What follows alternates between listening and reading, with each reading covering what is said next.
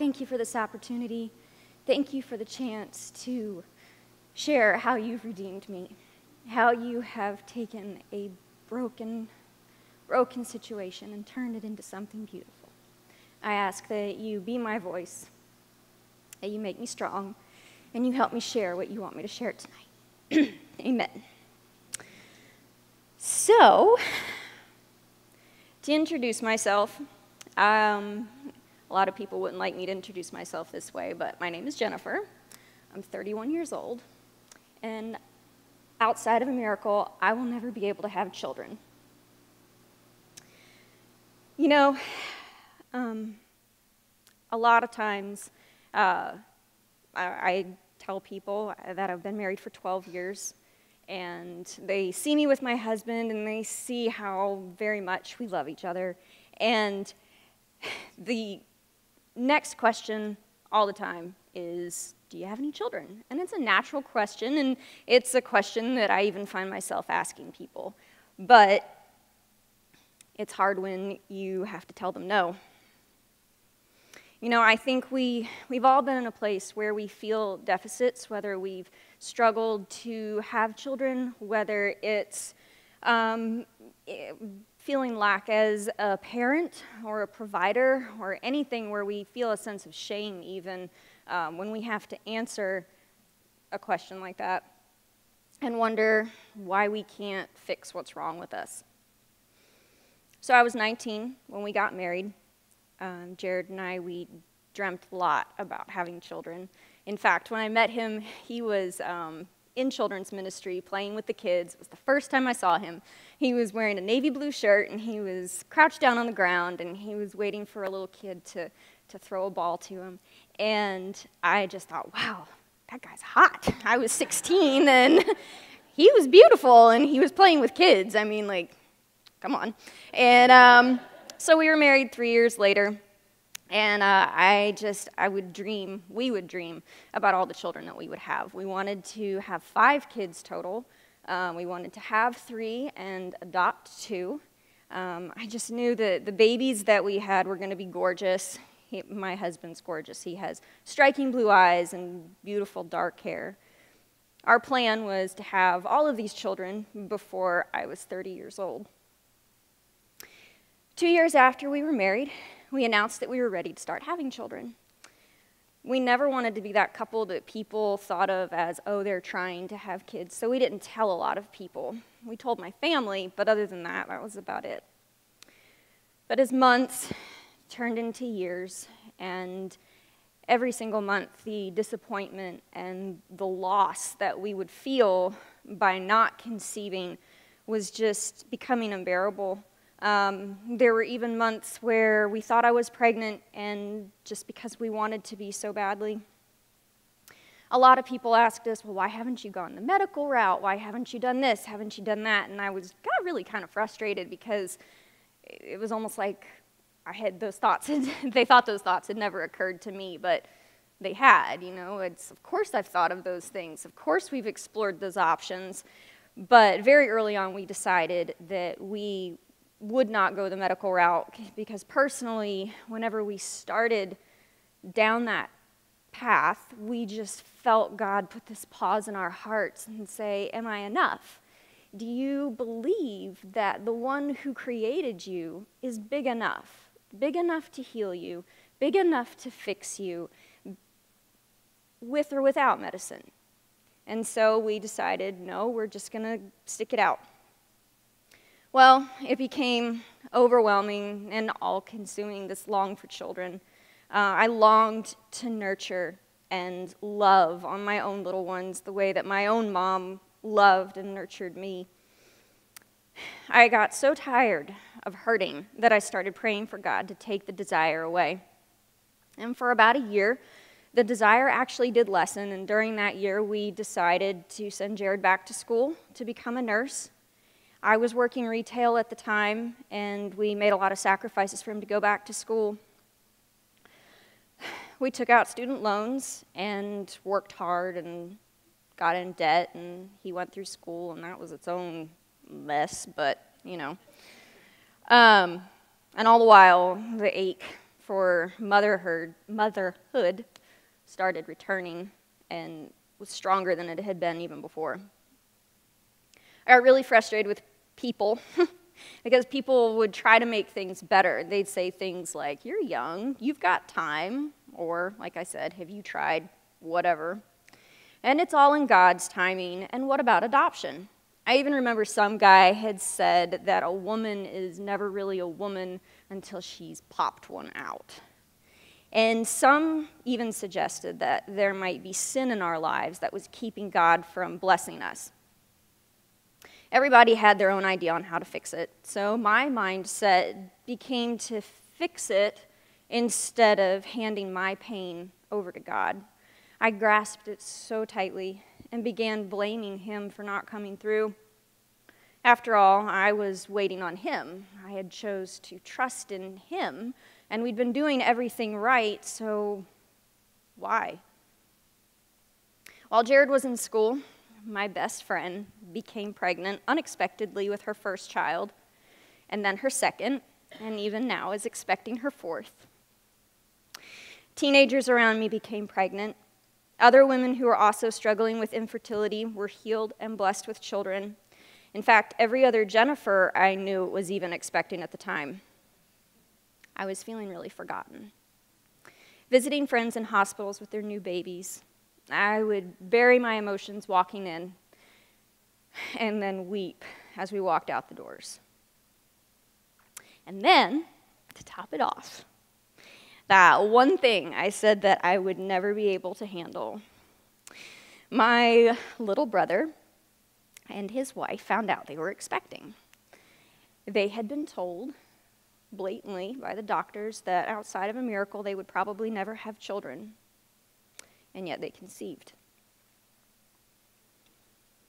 I'll never forget that day. I was at work. I wept harder than I ever had before. They sent me home from work because I could not regain control of myself. I became so bitter and angry at God. Why would he deny me this pure desire? I had been faithfully waiting and praying and begging. And to be honest, there seems to be this perceived notion that children in some way validate your love and marriage and even your relationship with God. You know, those little onesies are really cute that say, "This is what happens when two people fall in love." But for the couple who can't, it's like a knife in the gut, because you're left looking at your spouse going, "But I love you. Why can't we?" You know, where's the proof of our love and the proof of God's blessing on our lives? Eventually, through many unforeseen circumstances, Jared did graduate, and I did leave my job in retail.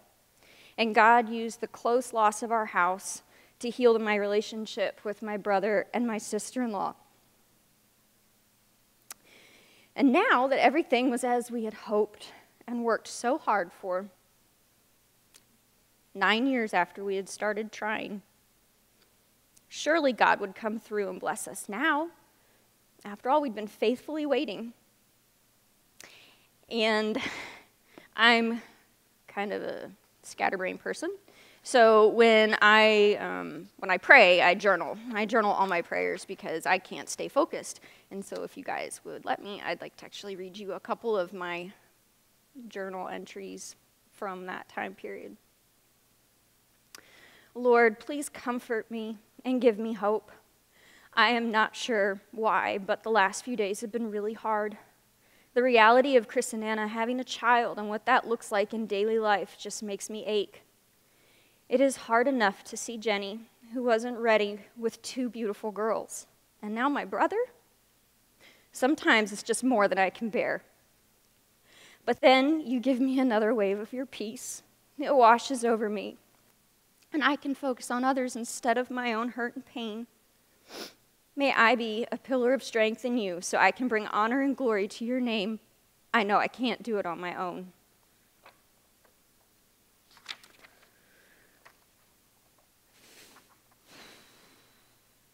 Your word says that if I place my trust in you, you will fill me with joy and peace and the confidence to hope. I feel like I am losing hope for a family. It seems that each way I turn, I have to give it back to you, which is a good thing, but hard for this daughter of yours. And then I had this dream, and I journaled it. I don't put a lot of stock in dreams, though, because I dream some crazy stuff. But I wrote this down, and I still don't know really if, whatever, I'll read it to you. Dear Father, thank you for the vivid, beautiful dream I believe you gave me last night of our gorgeous baby girl. She had lovely eyes and was healthy and perfect. It is hard to wake up from a dream so real and live the day like nothing happened, especially when I am cramping and being reminded that it was just a dream. But I'm still going to trust you and believe that you gave me that dream to hold on to as a promise. She was beautiful, and she felt so very good in my arms. God, you know my heart aches right now. Hold me and comfort me, Prince of Peace.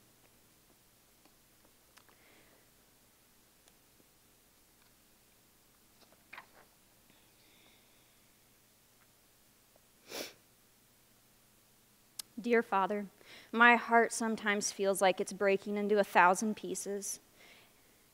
This cup of suffering you gave me seems like more than I can take some days. It was so very tough yesterday when Jared expressed how he feels like all he does is let me down. It's so not true. Help me to assure him what an amazing man and husband he is to me. It broke my heart that he said my smiles are fleeting.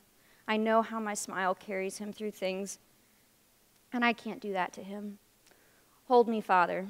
I don't understand the pain I have to endure, but I do know you love me no matter how much I question you or your ways. I know you love me.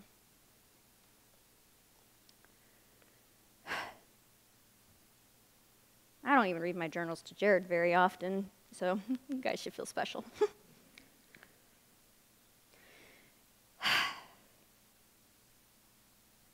So I said I wanted all these children before my 30th birthday, and this was all before my 30th birthday. So now that's my 30th birthday. The dread the beginning of that year brought was devastating.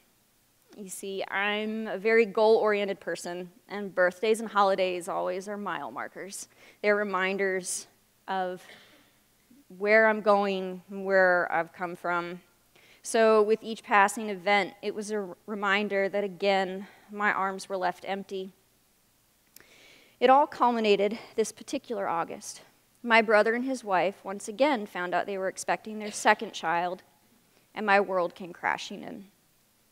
All the years of people believing so much and praying for me, the well-meaning individuals who heard from God with specific dates even, and us believing so deeply that the disappointment was just unbearable. I used to apologize to Jared all the time for being broken and not being able to give him children. He's the only boy in his family, and it would be the only way to even carry on his family name. He would just lovingly respond to me that I was created beautifully and perfectly. That same month, I cried a lot that month because it was letting go. It was letting go. And I was doing something, I don't know, laundry or dishes or whatever, and I looked up and I saw Jared, and I just heard God ask me, if Jared is the only person I ever give you to love and pour yourself into, is he enough? And it made me sick to my stomach, because my answer was, of course he's enough. He's giving me this incredible friend, this incredible husband, this incredible support, and why would I neglect him, who is there with me right now, longing for something I may never have? That month I learned the difference of giving up and letting go. I learned that letting go was letting go of my grip and handing my dream to God. Giving up is where you think it's in your control, and you're like, forget it, I'm done. I'm not even going to look at that anymore. But letting go, opening your hands, and allowing God to take your precious dream and do something with it. I allowed myself to break completely. I stopped trying to be strong. I handed my discouraged heart, my precious dreams, and all my hopes over to God. And I finally began to embrace where I am, who I am, and God's incredible love for me. Before I allowed myself to break, I couldn't embrace God's love for me. He began to reshape my mangled heart with his dreams, his peace, and his contentment. I began to realize that I am not broken. I am not forgotten. I am not less loved, but that I am created beautifully. Arwen McManus says, you take the ugly stuff in our lives and turn them into something beautiful. Infertility is ugly. It's not the way God made things to work. However, I can say that I am grateful for my infertility. Without it, I don't think I would know how cherished I really am. It has enlarged my capacity to love and to be loved. As I was rereading all my prayer journals preparing for this, I was struck with the fact that every person I ever prayed who was dealing with infertility to conceive actually did. Some of them are in this room. So I'm left asking, why not me? Well, I'm beginning to see that the subject is not only rarely talked about, but often ends on a happy note with children and conception and adoption, which is awesome. But what if I'm the person whose story also ends on a happy note, but without children? What if healing my heart was God's intention all along? So that I, in turn, can encourage and support others whose story may be taking the same path as mine. I have no idea how our story is going to end, but I am content, and I am even more joyful and happy than I've ever been. So does it still hurt? Heck yeah, it does. There are times, like when one of my nieces plants a big kiss on my face and tells me, I love you, Aunt Jen. Or a friend's child asks where my kids are. But you know, it's a beautiful twinge of pain now. Instead of tearing me up on the inside, there's a sweetness in knowing my God loves me and has great things for me. And I can now move past my own ache to love on those around me.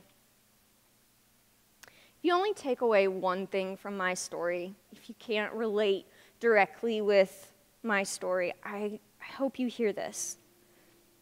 Our God always heals.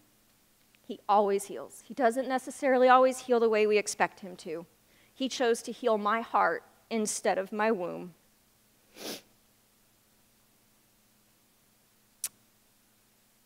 And that even in our brokenness, we are created beautifully. Thank you.